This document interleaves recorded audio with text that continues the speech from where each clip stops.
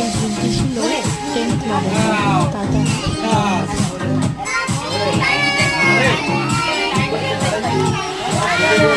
এই দিনে তাতান আমার স্কুলে এসেছিল।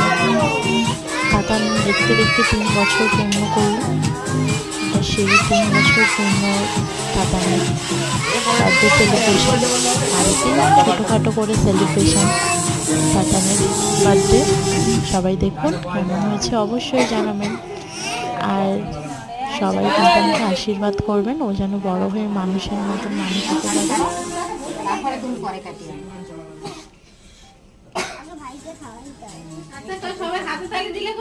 কেউ দেয়নি।